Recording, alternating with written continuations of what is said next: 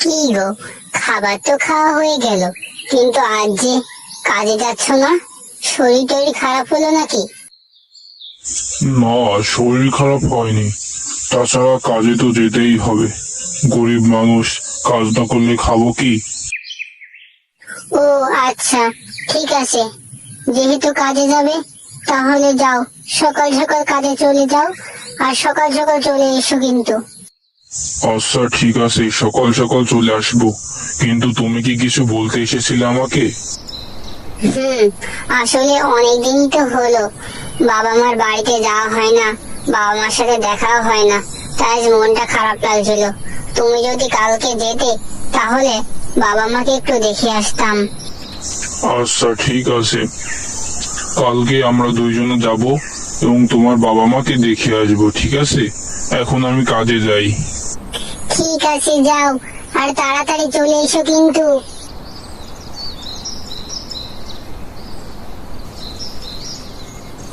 পরদিন করিম ও তার বউ মিতালি একসাথে তার শ্বশুরবাড়ির উদ্দেশ্যে রওনা হয়।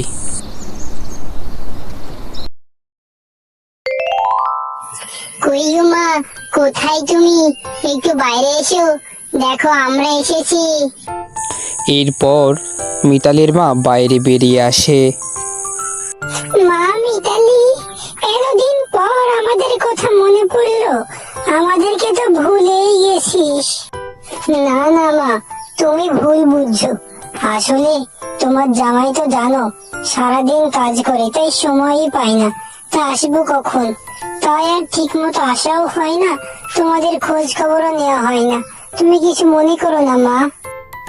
বলি শুনছো, বাড়িতে তো ছোট জামাই এসেছে, তাদের জন্য কিছু মাংস নিয়ে এসো, তাদেরকে রান্না করে দিই, তারা তো খাবে নাকি?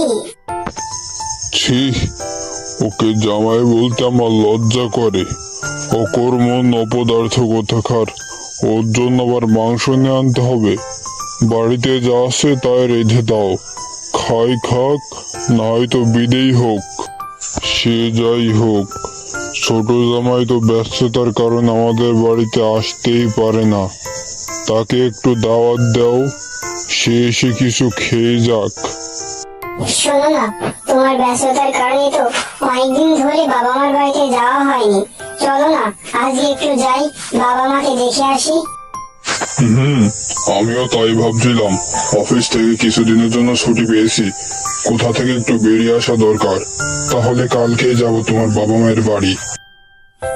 আচ্ছা ঠিক আছে, তাহলে জিনিসপাতি সবকিছু গুছিয়ে রাখি, কাল সকাল সকাল আমরা চলে যাব।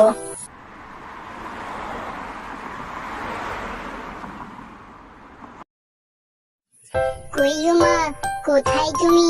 একটু বাইরে এসো, দেখো আমরা এসেছি।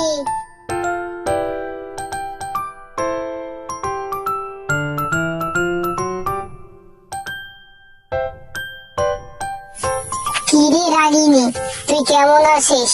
অনেকদিন পর দেখা। আর আমি সকাল থেকেই তো তোদের কথাই ভাবছিলাম, তোরা কখন আসবি। আপা, আমিও না তোকে খুবই মিস করছিলাম, তাই তো চলে এসলাম। মা বলা মাত্রই আমি এখনো না বলিনি, সাথে সাথেই চলে এসেছি। মাহফুজ, তুমি ওখানে দাঁড়িয়ে আছো কেন? ঘরের ভিতরে যাও, ঘরের ভিতরে গিয়ে বসো, দেখো বাবা মারা তোমাদেরই অপেক্ষা করছে। না না, আমার বাইরে কোনো সমস্যা আছে না, আপনারা যান, আমি একটু পরে আসছি। বাবা, কেমন আছেন আপনি? আপনার সাথে তো অনেকদিন পর দেখা। আপনার শরীর ভালো আছে তো? আর মাঠ ঘাটে আপনার আবাদ ফসল কেমন হচ্ছে? আমি ভালো আছি। তা তোমার কথা বলো, এখন কাজ কাম কি করছো? আগের মতোই কি রিক্সা চালাচ্ছ নাকি না অন্য কিছু করছো?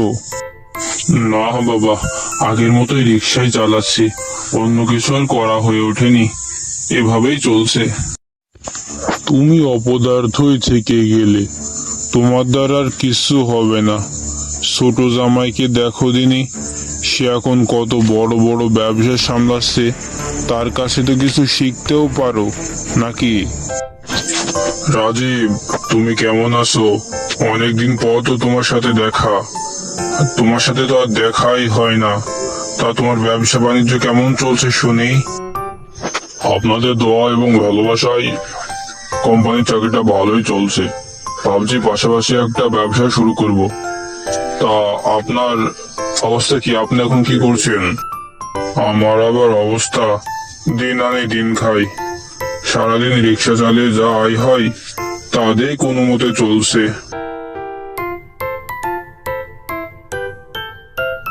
কি গো রাজীব, তোমরা দুজন কি গল্প করছো? আর তোমাদের ব্যবসা বাণিজ্যর অবস্থা কি? কেমন চলছে সব? তেমন কিছু না, এই তো নিজেদের মাঝে একটু আলাপ আলোচনা করছিলাম। আমার ব্যবসা ভালোই চলছে। তা আপনার শরীরের অবস্থা কি? ভালো আছেন তো আপনি এখন? আমার শরীরটা এখন ভালোই আছে। তা তোমাদের ব্যবসা বাণিজ্য ভালো গেলেই ভালো। আর বড় জামাই, তুমি একটু চেষ্টা করো ছোট জামাইয়ের কাছ থেকে কিছু শেখার। সে তোমার থেকে ছোট হয়েও এখন বড় বড় ব্যবসা বাণিজ্য সামলাচ্ছে, আর তুমি এখনো সেই মাঠে ঘাটে রিক্সায় চালিয়ে বেড়াচ্ছ। কি রে, তোদের রান্না বান্না কত দূর? জামাইরা বসে আছে, তাদেরকে তো খাবার খেতে দিতে হবে, তাড়াতাড়ি কর। এই তো মা হয়ে গেছে, আর 5 মিনিটের মধ্যে সবকিছু হয়ে যাবে।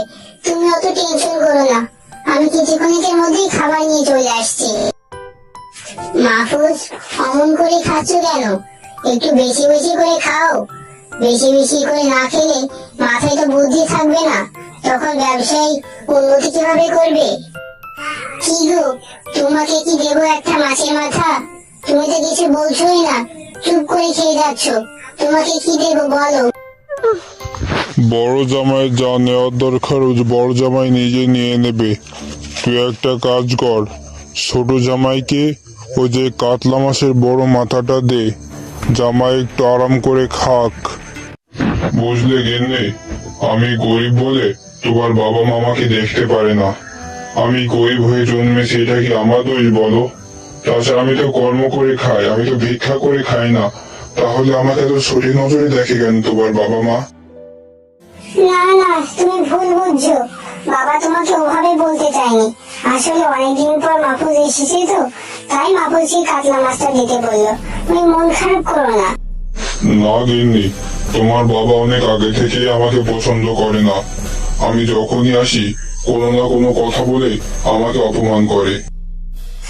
আচ্ছা, তোমার কথা যদি সত্যি হয়ে থাকে তাহলে আমি এক্ষুনি বাবা মায়ের কাছে যাব এবং তাকে যেয়ে বলবো কেন তোমাকে সবসময় অপমান করে।